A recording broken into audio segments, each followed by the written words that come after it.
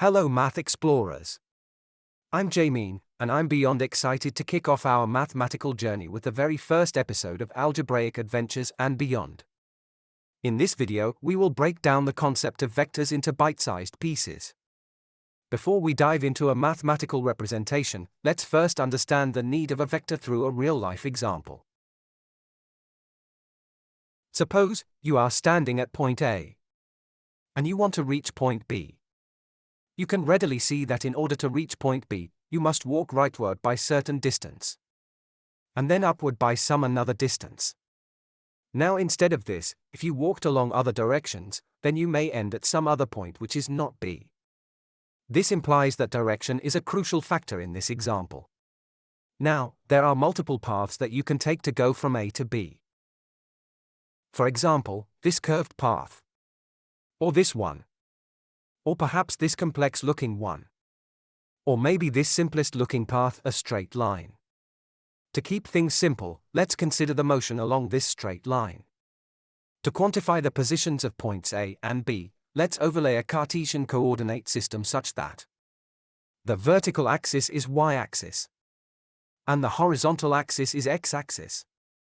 Let's suppose that the coordinates of point A are x1 and y1, and that of point B are x2 and y2. Now it is easy to see that point B is x2 minus x1 displacement away from point A along the horizontal direction.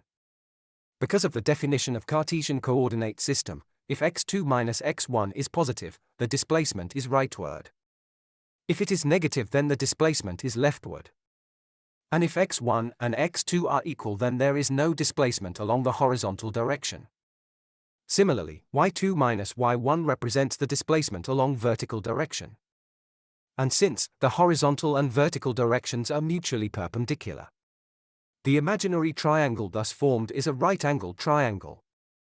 And therefore, we can also calculate the magnitude of net displacement by applying Pythagorean theorem. Now let us replace the straight line with an arrow, such that its tail coincide with point A and its head with point B. Such an arrow representing a net displacement from point A through point B along with the direction is called a vector. We can mathematically represent a vector as follows. Write the letters representing the points with a horizontal arrow on the top. The tail of arrow must coincide with the initial point and the head with the final point.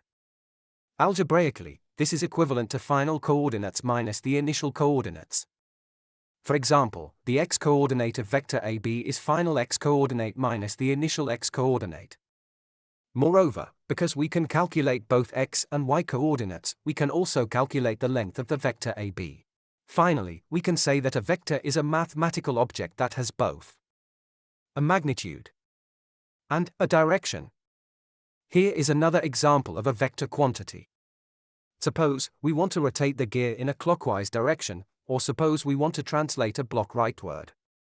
In the case of gear, we must apply a force which is perpendicular to the teeth of the gear, and strong enough to overcome the friction. Similarly, for the block, as you would have guessed, we must apply a force directed rightward with a strength greater than a frictional force.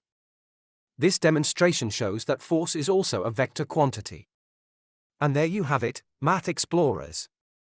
We've navigated through the basics of vectors. If you found this exploration intriguing and want to join us on more algebraic adventures, don't forget to hit that subscribe button and ring the notification bell.